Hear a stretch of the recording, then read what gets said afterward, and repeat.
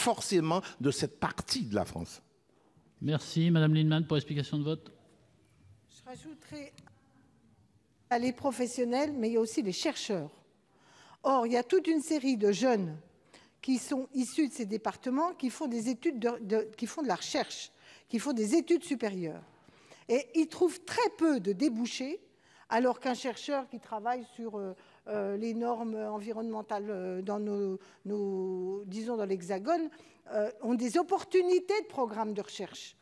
Et là, si on veut avoir des vraies opportunités de programmes de recherche, il faut que le CSTB ait lui-même, dans ses techniciens, en permanence, des gens qui travaillent sur la diversité de ce que représente la France dans son climat, dans ses biodiversités et dans les risques qui sont différents.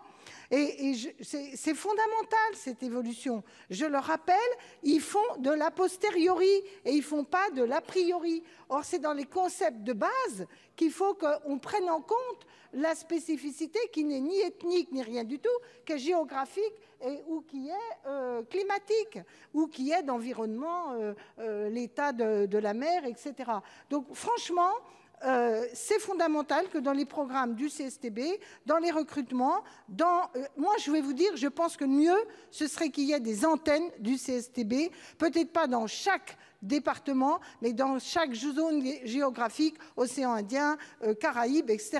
C'est pour la France une capacité terrible de rayonnement. On se restreint avec des visions trop fermées et inadaptées pour ce qu'on fait et pour nos capacités exportatrices.